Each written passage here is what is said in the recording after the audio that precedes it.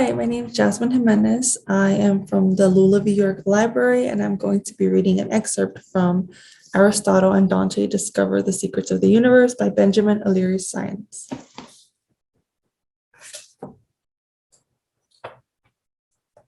When I got to the pool, I had to take a shower. That was one of the rules. Yeah, rules. I hated taking a shower with a bunch of other guys. I don't know, I just didn't like that. Some guys like to talk a lot. Like it was a normal thing to be in the shower with a bunch of guys and talking about the teacher you hated or the last movie you saw. Not me. I didn't have anything to say. Guys in the shower, not my thing. I walked to the pool and sat on the shallow side and put my feet in the water. What do you do in a pool when you don't know how to swim? Learn. I guess that was the answer. I had managed to teach my body to stay afloat on water. Somehow I'd stumbled on some principle of physics. And the best part of the whole thing was that I'd made the discovery all on my own. All on my own. I was in love with that phrase. I wasn't very good at asking for help, a bad habit I inherited from my father. And anyway, the swimming instructors who called themselves lifeguards sucked. They weren't all that interested in teaching a skinny 15-year-old how to swim. Yeah, sure, they were budding Walt Whitmans, the two of them. See, the thing about guys is that I didn't really care to be around them. I mean, guys really made me uncomfortable. I don't know why, not exactly. I don't know.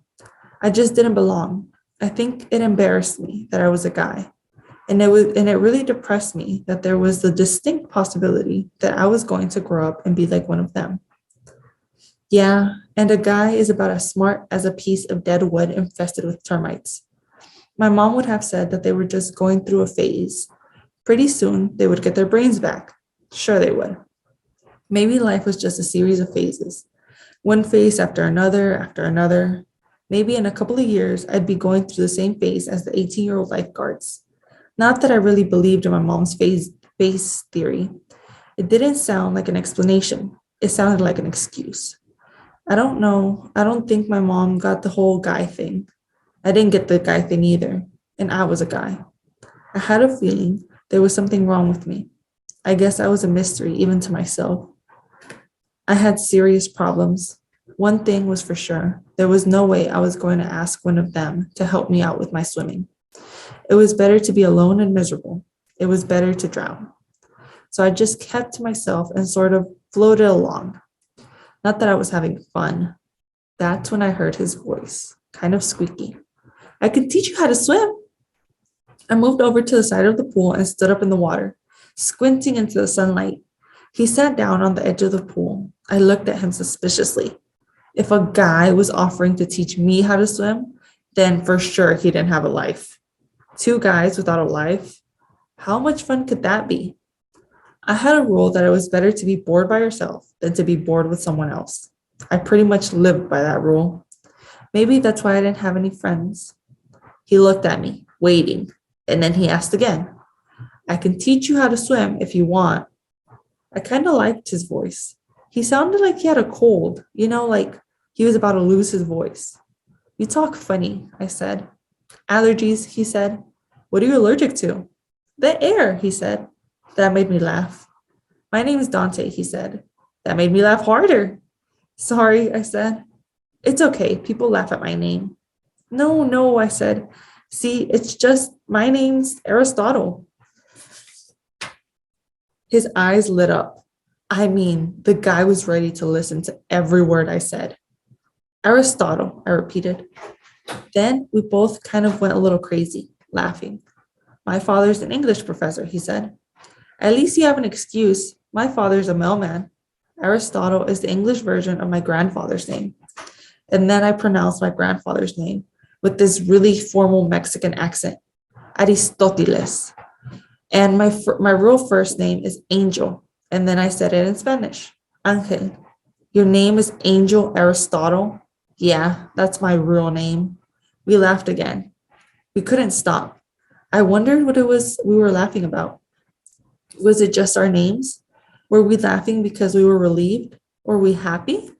Laughter was another one of life's mysteries. I used to tell people my name was Dan. I just dropped two letters, but I stopped doing that. It wasn't honest. And anyway, I always got found out, and I felt like a liar. I was ashamed of myself for being ashamed of myself. I didn't like feeling like that. He shrugged his shoulders. Everyone calls me Ari, I said. Nice to meet you, Ari.